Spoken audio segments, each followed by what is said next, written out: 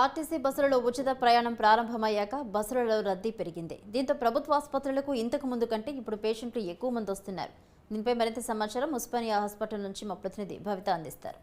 ఉస్మానియా హాస్పిటల్లో ఉన్న ప్రజెంట్ అయితే ఏదైతే మహిళలకు ఉచిత బస్సు ప్రయాణం వచ్చిన తర్వాత ఇంతకుముందుతో పోలిస్తే రష్ అనేది ప్రతి ఒక్క హాస్పిటల్లో పెరిగిందని చెప్పుకోవచ్చు. అయితే ప్రస్తుతం అయితే మనం ఉస్మానియా హాస్పిటల్లో ఉన్నాము. ఇక్కడ కూడా రెగ్యులర్గా చూసినట్లయితే ఓపీ అనేది చాలా పెరిగింది. ఓపీతో పాటు ఇన్పేషెంట్ సిస్టమ్ కూడా చాలా పెరిగిందని చెప్పేసి ఇక్కడ ఉన్న డాక్టర్స్ కూడా చెప్తున్నారు. అయితే కొంతమంది పేషెంట్స్ అంటే ఇక్కడికి వచ్చినటువంటి ట్రీట్మెంట్ తీసుకోవడానికి వచ్చినటువంటి వారు కొంతమంది మనతో పాటు ఉన్నారు. వాళ్ళతో మాట్లాడే ప్రయత్నం చేద్దాం. చెప్పండి, మీరు ఎక్కడి నుంచి వచ్చారు, దేనికోసం వచ్చారు? ఇప్పుడు మా ఆయన కాలేరిగా అందులో వేసిర్రు. కిందనే మాకు బెడ్ లేదు, పాలు లేదు, ఏం లేదు. కింద వండుకుంటే కిందకించే వస్తున్నాము. మాకు చూస్తలేరు అంటలేము. మాకైతే కిందనే బెడ్ లేదు, ఏం లేదు, లేవు. కింద చలికే కింద వస్తున్నాము. అన్నిటికీ ఇబ్బందే ఉంది. ఏంది ఆయన టికెట్లకి ఫ్రీ అని పెట్టిండు. ఎవరు ఎక్కొస్తారు అమ్మలా? మేము చాలామందిని చచ్చిపోతున్నాం ఇంట్లో. ఏంది ఒక్కొక్క ట్రీట్మెంట్ అంటే మాకు చచ్చి బతుకుతున్నాం. మేమైతే ఎన్ని డేస్ అవుతుంది వచ్చి? అయితే 5 రోజులు ఇబ్రపట్నంకి వచ్చినాం. మేము నాయనంపల్లి, ఇబ్రపట్నం పక్కన నాయనంపల్లి. బట్టలు తానం చేయక ఏది చేయక ఇళ్ళనే దాస్తున్నాము. తిండికి కూడా చాలా ఇబ్బంది. అందులో మనుషులను చూస్తే కూడా చాలా ఘోరంగా ఉంది. అంత తిని ఆడనే వాడుతుంటారు, అంత మూత్రం పోయడం అన్నీ చాలా. హాస్పిటల్ ట్రీట్మెంట్ ఎలా ఇస్తున్నాం, అది క్లీన్, మనం నీట్నెస్ అనేది మనం మెయింటైన్ చేసుకోవాలి, పేషెంట్స్ మెయింటైన్ చేసుకోవాలి. ఏం చేస్తాం చెప్పాడు, అట్లుంది. ట్రీట్మెంట్ అయితే మంచిగానే ఇస్తుర్రు, మంచిగానే ఉంది, బాధ లేదు. అదైతే మంచిగానే చూస్తుర్రు ఆనందంగా. ఎందుకు తప్పు చెప్పడం వాళ్ళ మీద మాకేం లేదు. మంచిగా చూస్తున్నారు, మంచిగానే చెప్తుర్రు. అదైతే నిమ్మతంగానే జరుగుతున్నాయి. ఈ ఒక్కటే ప్రాబ్లం మాకు. అందులో మాకు ఇంకా బెడ్ దొరికితే మాకు ఇంత బాధ ఉండదేమో. అదొకటే అమ్మ. అడిగిన డాక్టర్స్ అడిగితే ఏం చెప్తున్నారు? మరి బెడ్ లేదు, వాళ్ళైతే పండుకోరమ్మా, ఏమన్నా బెడ్ చూసుకోరా అని అంటారు. ఏడలేదు, అందరూ ఉన్నారు. ఇక మాకు లేదు, దొరకలేదు ఇప్పటికైతే. ఇక అట్లనే ఉన్నాం. మంచిగా ఉంది, నిమ్మతంగా ఉంది. చెప్పండి సార్, మీరు ఎక్కడి నుంచి వచ్చారు, మీకు ఏం ప్రాబ్లం ఉండొచ్చు? మెహదీపట్నం నుంచి వచ్చినామండి. 15 రోజులకు ఎక్కువ పేషెంట్ హాస్పిటల్లో బెడ్లు లేక డాక్టర్లు సరిగ్గా చూడలేక రేపు 9:30 రిటర్న్ పంపించేసారు. మళ్ళీ ఇవాళ రమ్మన్నారు. మళ్ళీ అడ్మిట్ బెడ్లు లేక మాకు వెనక సైడ్లో వేసారు. ఇక్కడ డాక్టర్ల కొలత చాలా ఉన్నది, మెయింటెనెన్స్ లేదు. రెండవది ఇంకోటి, ఇక్కడ స్టాంపు డాక్టర్లు ఏమంటారు, స్టాంప్ వేసుకొని రా అంటారు. ఇక్కడ స్టాంప్ 104 నెంబర్లో పోయి స్టాంప్ వేసుకొని వచ్చే వరకు క్యూ ఉంటుంది. మళ్ళీ ఈ క్యూలకి స్టాంప్ వేయించుకోవడం వల్ల డాక్టర్ దానికి పోతే డాక్టర్ క్లోజ్ అయిపోతారు 12 గంటలకు. మళ్ళీ మండే రా అంటారు. ఇట్లా జనాలు సఫర్ అయిపోతారు. కొంచెం స్టాఫ్ పెంచాలి, కౌంటర్లు కొంచెం ఎక్కువ పెంచాలి. మరి మెయింటెనెన్స్ లేదు. డాక్టర్లది చాలా కొరత ఉన్నది ఇక్కడ స్టాఫ్ది.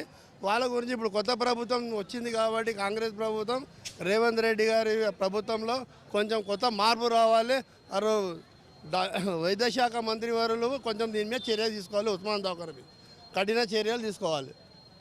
ఇంకా చాలా మంది ఉన్నారు, వాళ్ళతో మాట్లాడే ప్రయత్నం చేద్దాం. మీరు ఎక్కడ నుండి వచ్చారు సార్? మీరు ఏం ప్రాబ్లం కోసం వచ్చారు ఇక్కడికి? స్కిన్ గురించి మేడం, దురద ఉంది, దాని గురించి చూశారు. మంచి గోళీలు ఇచ్చిండ్రు, ట్యాబ్లెట్ ఇచ్చిండ్రు, ఇది వేసుకున్నాలని చెప్పినారు. 2 సార్లు వచ్చినాయి. ఇంత బాగా చూస్తారు. మీరు ఎక్కడ నుండి వచ్చారండి? మీరు దేనికోసం వచ్చారు? నాకు అపెండిక్స్ ఆపరేషన్ అయింది. ఎక్కడ అయింది? ఇక్కడ కడుపుకి అయింది. ఈ హాస్పిటల్లో అయిందా? హాస్పిటల్లో అయింది. నేను ప్రైవేట్లో చూపించుకున్నాను, కాకుంటే డబ్బులు చాలా తీసేసుకుని, కానీ ఏం లేదన్నారు, నార్మల్ అన్నారు. ఇక్కడికి వచ్చినాక తీసేశారు, చెప్పారు. ఎట్లా అంటే ఎన్ని డేస్ అవుతుంది మీకు ఆపరేషన్ అయ్యి? 24 డేస్ ఈ రోజుకి. ట్రీట్మెంట్ అంతా బాగుందా? బాగా అందించారా? ఏమైనా ఇబ్బంది పెట్టారా? లేదు, బాగుంది. ట్రీట్మెంట్ అయితే బాగుంది. డాక్టర్స్ కూడా బాగున్నారు, బాగా చూసుకుంటున్నారు. చూసారు కదా, ప్రతి ఒక్కరు చాలా. టాబ్లెట్ లేకుంటే నేను బయటికి తీసుకోవాల్సి వస్తుంది. హాస్పిటల్లో టాబ్లెట్ ఎవరు ఇస్తలేరు, అన్నీ బయటికి రాసిస్తున్నారు. మెడిసిన్స్ అంతా ఎక్కడ ఇది లేదు, అది ఏది కరెక్ట్ చెప్పడం లేదు. మళ్ళీ బయట రాసిస్తే మేము బయట తీసుకోవాల్సి వస్తుంది. టాబ్లెట్వి చాలా కొరత ఉన్నది, గోళీలది, టాబ్లెట్లవి. కొంచెం దీని మీద ఖరీదైన చర్య తీసుకుంటే దామోదర్ రాజనరసింహ గారు, వైద్య విద్యాశాఖ మంత్రి వారిలో దయచేసి ఈ జనాలకు ఒకసారి దృష్టి పెట్టాలని కోరుకుంటున్నాను. ఇంకా కొంతమంది పేషెంట్స్ ఇక్కడ ట్రీట్మెంట్ తీసుకున్న వాళ్ళు కూడా ఇక్కడ ఉన్నారు. చెప్పండి అమ్మ, మీ పేరేంటి, మీరు దేనికోసం వచ్చారు ఇక్కడికి? నా పేరు గీత అండి. ఎక్కడ నుండి వచ్చారు? సనత్ నగర్ నేను ఉండేది. అమ్మ వాళ్ళు బడంగపేటలో. హార్ట్ ప్రాబ్లం అని తెలిసిందనమాట నాకు. అయితే ఇవాళే ఫస్ట్ ఇక్కడ వచ్చాము. ఫేస్ మేకర్ పెట్టాలన్నారు అనమాట. నాకు అక్కడ నిమ్స్లో చూపించుకుంటే 10 lakhs అవుతుంది అన్నారు. మేము అంత పెట్టుకోలేమనేసి గవర్నమెంట్ హాస్పిటల్ కదా అని ఇక్కడికి వస్తే ఇక్కడ రేషన్ కార్డ్ అడుగుతున్నారు అనమాట. రేషన్ కార్డు ఉంటేనే ఫ్రీ అవుతుంది అంటున్నారు. మా దగ్గరేమో రేషన్ కార్డు లేదు. మేమేమో అంత పెట్టుకోలేం. ఫేస్ మేకర్ పెట్టాలంట, కొంచెం ప్రాబ్లం ఉంది నాకు, దానికోసం అనేసి. ఎవరిని అడిగారు ఇక్కడ? సూపరింటెండెంట్ అడిగారా లేకపోతే ఇంకా మేనేజ్మెంట్ ఎవరైనా చెప్పారా అంటే డబ్బులు అవుతుందని? లేదు, డాక్టరే చెప్పారు. అంటే రేషన్ కార్డు కంపల్సరీ కావాలి అన్నారు. రేషన్ కార్డు కావాలన్నారు. అంటే ఈరోజు ఇంకేమైనా ట్రీట్మెంట్ ఇచ్చారా? ఎట్లా ఇచ్చారు? ఈసీజీ తీశారు, ఇంకా మెడిసిన్స్ ఇచ్చారు అనమాట. మెడిసిన్స్ రాసిస్తే తీసుకున్నాము. మళ్ళీ రెస్పాండ్ అయ్యారు. 15 days తర్వాత రమ్మన్నారు. మళ్ళీ 15 daysవి మెడిసిన్స్ ఇచ్చారు, మళ్ళీ రమ్మన్నారు 15 days తర్వాత. నాలుగుకి ఇబ్బంది అయింది, వచ్చినామా డాక్టర్ చూస్తామన్నారు. చూడలే. ఇప్పుడు పెద్ద డాక్టర్ దానికి పోయి మళ్ళీ టెస్టులు చేస్తున్నారు. టెస్ట్ పోయి తెచ్చుకోవాలి. ఏం హాస్పిటల్? లగడిక పూలు ఎన్హెచ్పి క్యాన్సర్ హాస్పిటల్ కానుంటి వీడికి పంపించారు టెస్ట్కు. ఈమెకు ముందు మహబూబ్నగర్లో గుండె ఆపరేషన్ అయింది. గుండె ఆపరేషన్ అయినందుకు ఆ ఫైల్ చూపితే మళ్ళీ చేయొచ్చా చేయకూడదా డౌట్ అని ఆ డాక్టర్లు ఈడ గుండె టెస్ట్కు పంపించారు. వీడికి దానికి రిపోర్టు పొద్దున పోయి టెస్ట్ చేసారు, రిపోర్ట్ ఇస్తారు. రిపోర్ట్ కొరకు కూర్చున్నాం ఈడ. మంచిగానే చూసిండ్రు. టెస్టులు ఇవ్వలే కానీ ఇంకా చూసిండ్రు మంచిగానే. మీరు ఎక్కడి నుండి వచ్చారండి? ఏం ప్రాబ్లం ఉండొచ్చు? మా తమ్మునికి చూపిస్తుంది కదా, కడుపులో కొంచెం గడలెక్క అయింది, ఆపరేషన్ అయిపోయింది, టెస్ట్ కోసం వచ్చి